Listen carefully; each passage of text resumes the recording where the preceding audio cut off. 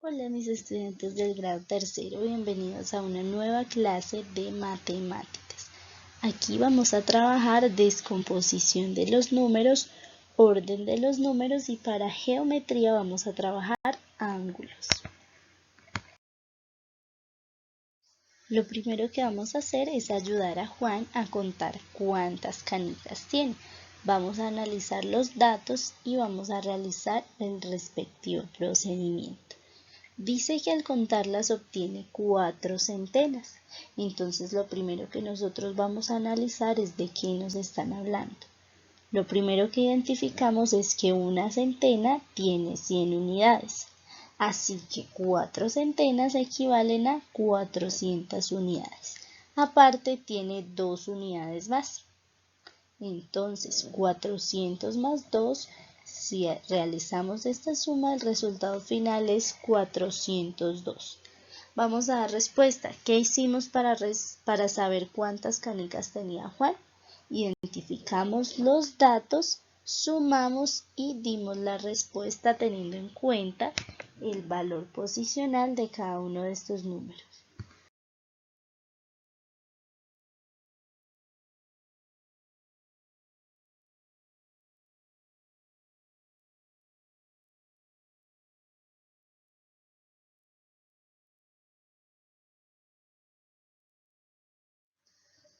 Descomponer un número consiste en convertir el número en una adición de sus cifras, tomando en cuenta su orden posicional, tal y como sumamos en el ejemplo anterior. Un número se descompone de derecha a izquierda, empezando por las unidades. Vamos a ver este ejemplo. Acá tenemos 9 unidades, en este caso tenemos 0 decenas, tenemos 7 centenas. Esto equivale a ¿cuánto? A 700 unidades. Más 9 que teníamos, nuestro número total es de 709. Recordemos que los números están divididos en secciones de 3 y están separados por un punto. Continuamos con el punto que indica 1000. Siguiente están las unidades de 1000. ¿Cuántas? 6. Esto equivale a 6000. Lo agregamos al número que habíamos formado y tenemos 6709. Ahora tenemos las decenas de 1000. Esto equivale a 20.000 unidades. Sumándolo al número anterior, la cifra que obtenemos es 26.709. Y finalmente sumamos 4 centenas de 1000, lo que equivale a 400.000 unidades. Es decir, el número formado es 426.709.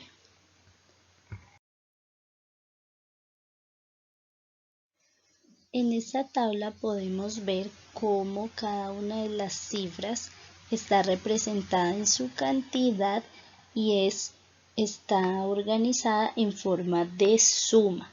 Por ejemplo, tenemos en la primera casilla 5 centenas de 1000 más 6 decenas de 1000 más 3 unidades de 1000 más 500 centenas más 2 decenas y 4 unidades. Si realizamos esta operación como una suma, el resultado final es 563.524. En la guía número 4 van a encontrar una actividad en donde deben descomponer números usando esta tabla.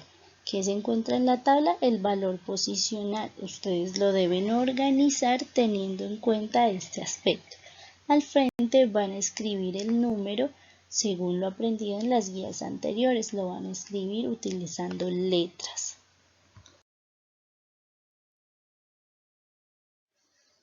Otro aspecto que vamos a trabajar en esta clase es el orden de los números. Sabemos que hay números que son mayores que otros y que otros son menores teniendo en cuenta algún número de referencia. Veamos los ejemplos. Debo tener en cuenta que para comparar dos números naturales que tienen diferente cantidad de cifras, lo que hacemos es contar el número de cifras y es mayor el que tenga más. Por ejemplo, Entre 1000 y 10.000 el número mayor es 10.000, porque 1000 solo tiene 4 cifras mientras que 10.000 tiene 5. También existe que a igual cantidad de cifras comparamos los dígitos de izquierda a derecha que se encuentren en la misma posición. El número mayor es aquel que tiene mayor dígito. Por ejemplo, 1000 y 2000 son cantidades que tienen el mismo número de cifras, tienen 4. Sin embargo, 1000 solo tiene una unidad de 1000, mientras que 2000 tiene 2, es decir, que este número es mayor. Un ejemplo que podemos tomar es el de la familia de billetes que usamos a diario para comprar todos los víveres que necesitamos. Por ejemplo, tenemos el de más baja denominación que es el de 2000. ¿Cómo lo identificamos? Porque tan solo tiene 4 cifras principalmente. Aunque también hay otros billetes que tienen 4 cifras, resulta que en las unidades de 1000 el número es mayor. Tenemos billetes también con 5 cifras, como el de 10.000, 20.000 y 50.000 pesos. Finalmente tenemos el de 100.000, una cantidad que ya tiene 6 cifras, es decir, que este número es el mayor de todos. Vamos a leer el siguiente ejemplo que aparece en su libro de matemáticas. Vamos a observar esta recta numérica. Todos los números ubicados a la izquierda de 1700 son menores que este. Por ejemplo, 1420 es menor, acá aparece el signo, es menor que 1700. 1600 es menor que 1700. Todos los números que están a la izquierda son menores, mientras que los números que están ubicados a la derecha son mayores. Por ejemplo, 1850 y 1900 son cantidades mayores a 1700. Si comparamos estas cifras teniendo en cuenta el valor posicional, lo hacemos de izquierda a derecha, nos vamos a dar cuenta que este concepto es totalmente cierto. En la siguiente página tenemos otros ejemplos. Vamos a responder. Nos piden que observemos los siguientes juguetes y sus valores y nos realizan dos preguntas. ¿Cuál es el juguete más costoso? Inmediatamente nos damos cuenta que hay cantidades que tienen 5 cifras y que las hay las que tienen 6. Como estamos buscando el mayor valor, vamos a ir por las que tienen 6 cifras.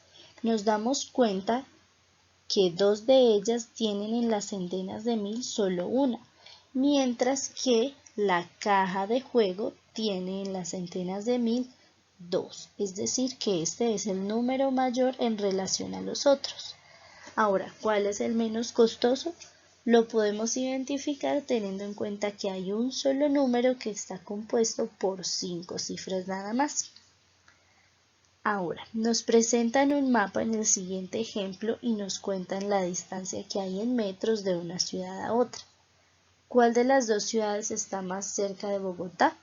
Vamos a fijarnos en el número, en la cantidad de distancia que hay de una a la otra y nos damos cuenta que la que está más cerca es Medellín.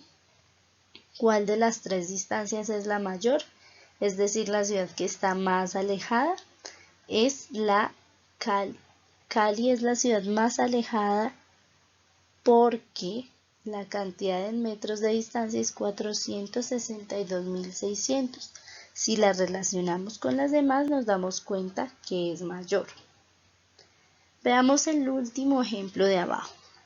Andrea revisa 2 facturas del servicio de agua de su casa. Una es del mes de febrero en donde paga 233.577 pesos. En el mes de agosto paga 257.210 pesos. Al comparar estas cantidades nos damos cuenta que ambas tienen 2 centenas de mil. Al momento de pasar a las decenas nos damos cuenta que una tiene 3 mientras que la otra tiene 5. Acá ya nos damos cuenta de que hay una variación. Vamos a la pregunta. ¿En qué mes Andrea pagó menos por el servicio de agua de su casa? Si ya vimos la variación anterior, nos damos cuenta que 233.557 es menor a la otra cifra. Así que la respuesta es pagó menos en el mes de febrero.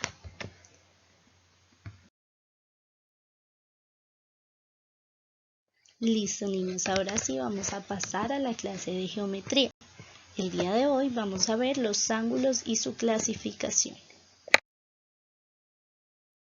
Lo primero que vamos a aprender es el concepto de ángulo. Un ángulo es una figura formada por dos semirrectas, concepto trabajado en las guías anteriores, que parten del mismo punto inicial. A las dos rectas se les denomina lados del ángulo y al punto inicial se le llama vértice del ángulo. Recordemos que estos dos aspectos ya los hemos trabajado, ya conocemos claramente estos conceptos. Vamos a ver los elementos del ángulo y su clasificación. Vemos en primer lugar, en la primera gráfica, un ángulo que está nombrado con una letra mayúscula. Además, sus lados también tienen un nombre. Los elementos del ángulo son el vértice y los lados. Tenemos varios tipos de ángulos. La principal clasificación es esta, partiendo del ángulo recto. Es el primero que debemos identificar. Un ángulo recto tiene una medida de 90 grados. Un lado está en dirección completamente vertical, mientras que el otro está en dirección horizontal. Los ángulos agudos tienen una medida mayor a 0 grados, pero menor a 90 grados, mientras que los ángulos obtusos tienen una medida mayor a 90 grados.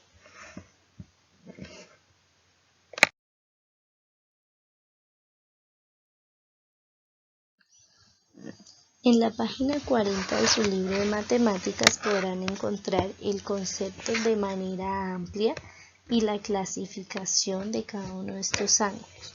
Veamos el primer ejemplo. Las manecillas del reloj están formando diferentes tipos de ángulos. En el primer caso estamos hablando de un ángulo agudo. ¿Por qué? Porque la medida fácilmente podemos observar es menor a 90 grados. En el segundo la medida es exactamente 90 grados, así que estamos hablando de un ángulo recto. Y en el tercero hay una mayor apertura, es decir, este ángulo es un ángulo obtuso. Su medida es mayor a 90 grados.